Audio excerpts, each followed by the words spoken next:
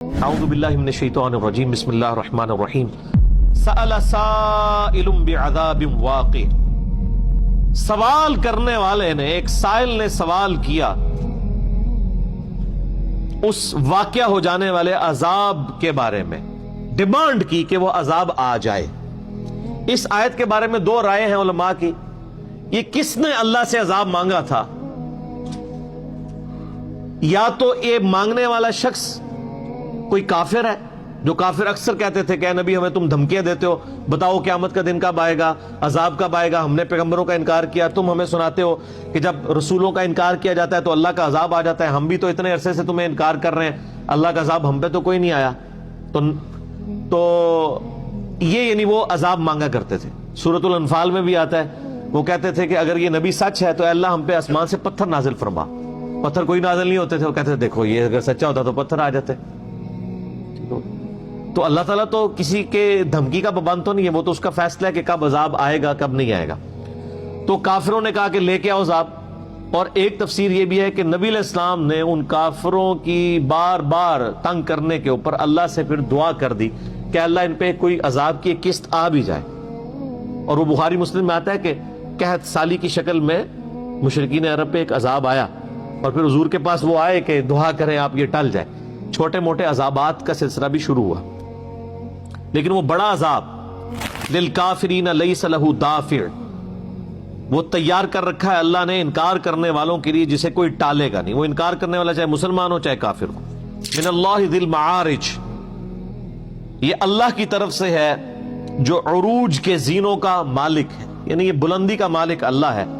تعرج الملائکۃ والروح الیہ فی یوم کان مقدارہ 50,000 سنہ، چڑھتے ہیں فرشتے اور ان کے سردار الروح جبرائیل علیہ السلام اللہ کی بارگاہ میں، اور یہ عذاب اس روز ہوگا جس کی مقدار 50,000 برس ہے۔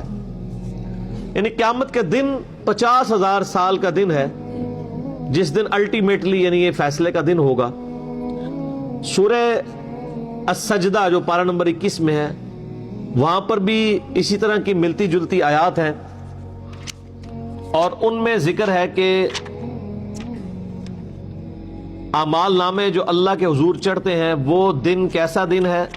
وہ دن ہے 1000 سال کا دن۔ اس کے بارے میں یعنی بعض لوگ کنفیوژن کا شکار ہوتے ہیں، وہ پوچھتے بھی رہتے ہیں کہ جی یہ قرآن پاک میں اللہ تعالیٰ نے ایک جگہ کہا ہے کہ 50,000 سال کا دن ہے، اور ایک جگہ فرمایا ہے کہ یہ 1000 سال کا ہے۔ اس کو آپ سمجھ لیں اختلاف کے حوالے سے۔ سورہ سجدہ پارہ نمبر 21 میں آتی ہے، اعوذ باللہ من الشیطان الرجیم، آیت نمبر ہے 5 نمبر، یدبر الامر من السماء الى الارض، اللہ تعالیٰ کاموں کی تدبیر فرماتا ہے آسمان سے زمین کی طرف۔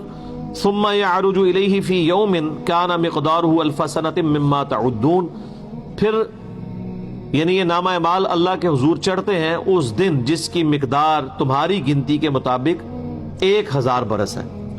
بعض یعنی مفسرین کا کہنا ہے کہ یہ دو مختلف چیزوں کا ذکر ہے۔ سورہ سجدہ میں جو 1000 سال کا ذکر ہے وہ قیامت کا دن نہیں ہے، بلکہ اللہ تعالیٰ کا دنیا میں جو پلان ہے وہ 1000 سال کا ہوتا ہے،